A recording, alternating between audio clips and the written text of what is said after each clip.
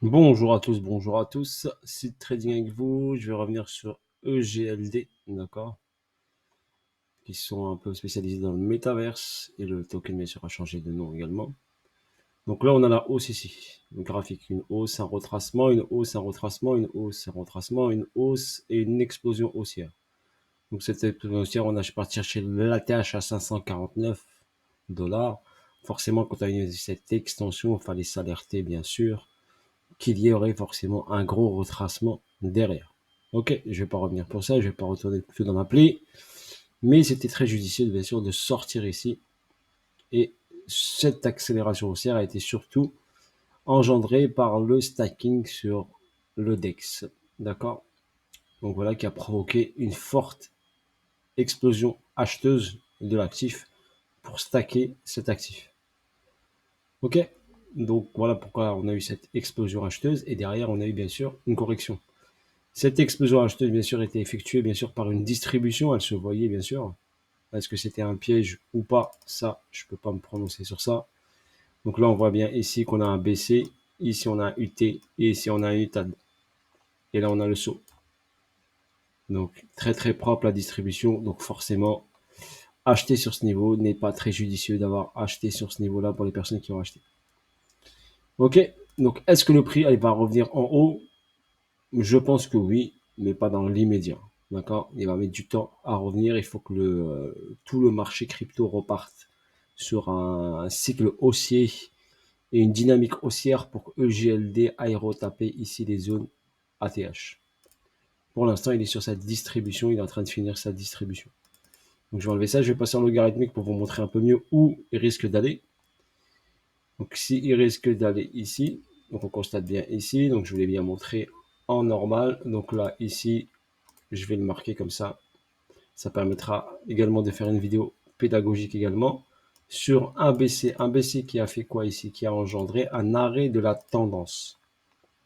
Le BC, son rôle, c'est d'arrêter la tendance, de marquer un arrêt de la tendance. C'est ce qu'il a effectué sur ce niveau-là. On a un arrêt de la tendance et derrière, quand on a un arrêt de la tendance, pour confirmer bien sûr qu'on a c'est bien un BC, parce qu'il y a des gens qui me posent la question, eh bien on a une grosse réaction baissière, voire une cassure ici. C'est ce qu'on a eu ici. C'est pour ça que je vous dis, je vais pris ce graphe pour un bon exemple. Regardez, on a eu cette cassure ici, d'accord, qui a engendré ici l'automatique rallye. Donc une accélération baissière, un automatique rallye qui est un AR, un ST et ici un saut. D'accord. Ce saut ici, bien sûr, a marqué un temps d'arrêt. Le saut, normalement, toujours, il marque un temps d'arrêt pour votre information. Il a marqué une zone ici et cette zone était une zone d'accumulation. Donc on constate bien ici que cette zone-là, ok, est une zone d'accumulation. Donc on a accumulé ici. Zone d'accumulation marquée ici par un spring. Donc, une accu, un spring, d'accord. Et ensuite, on est parti en sens inverse pour aller chercher ici l'argent, car un BC, bien sûr, est de la liquidité en attente, comme je vous l'expliquais, sur les vidéos pédagogiques que vous pouvez bien sûr consulter et regarder. On a pris ensuite cet argent, cette liquidité, réaction normalement naturelle automatique après une prise de liquidité, incitation baissière, continuité de hausse.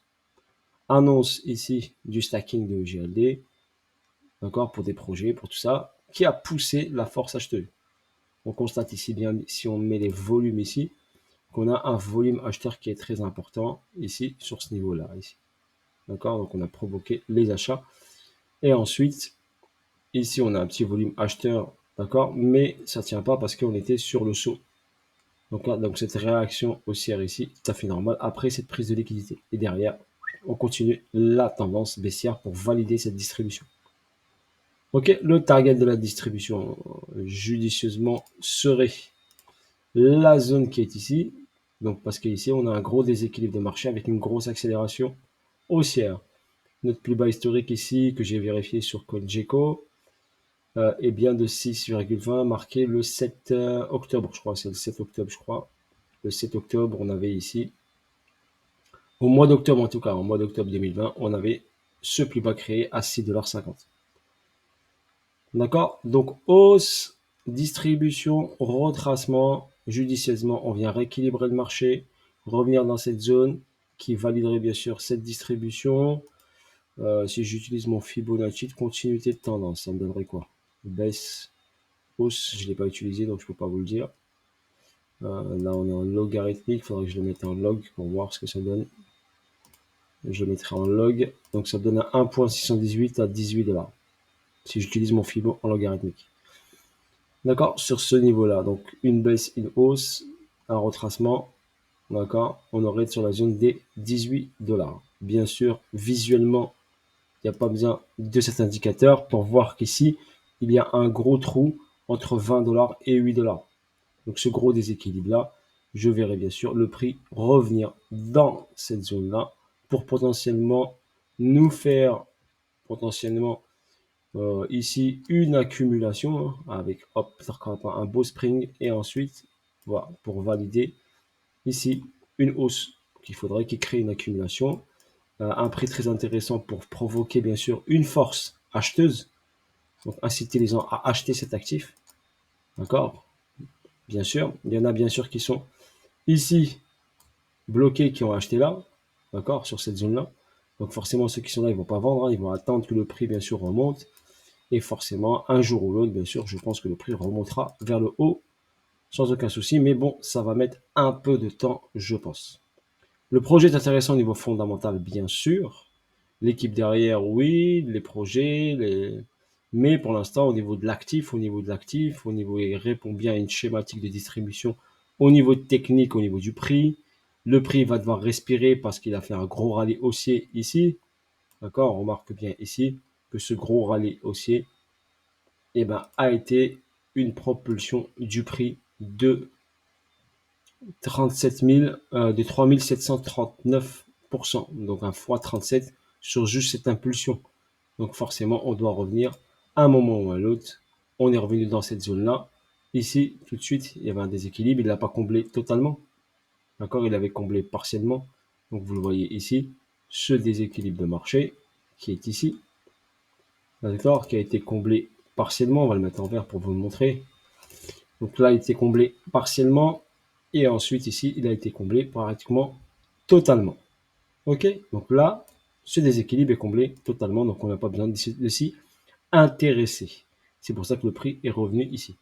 Maintenant, le prochain déséquilibre intéressant où le prix potentiellement pour revenir ici. Pourquoi?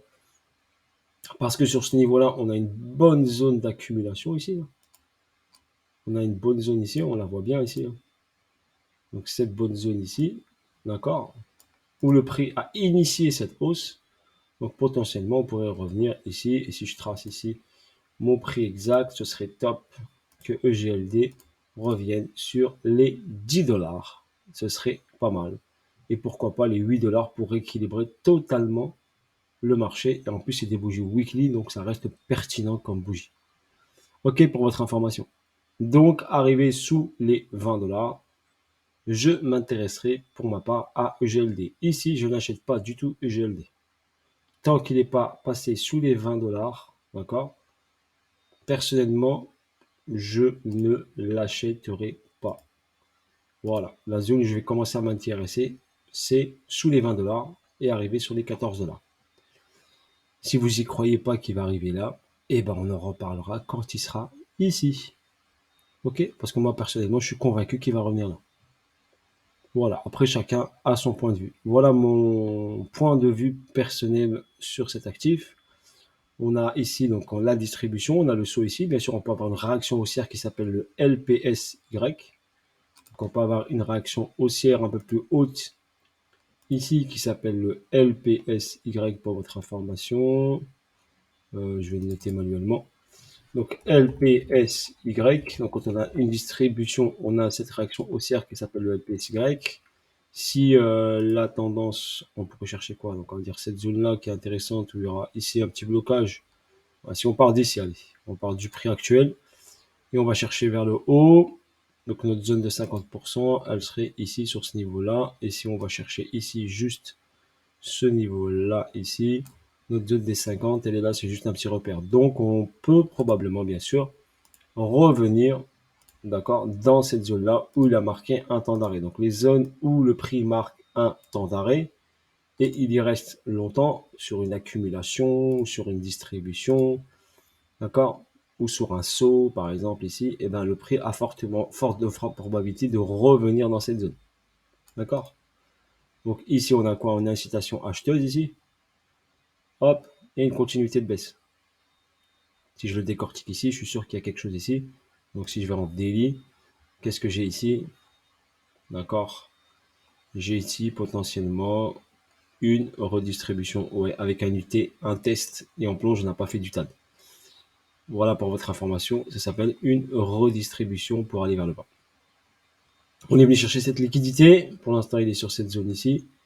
On remarque bien ici, d'accord, qu'on a ici un plus bas, un niveau là, une prise de liquidité qui valide ça, un retest de ce niveau-là, redistribution, et on doit logiquement passer en dessous, et c'est ce qu'il a fait, venir passer en dessous. D'accord? Donc ça, c'est également une redistribution pour emmener le prix vers le bas.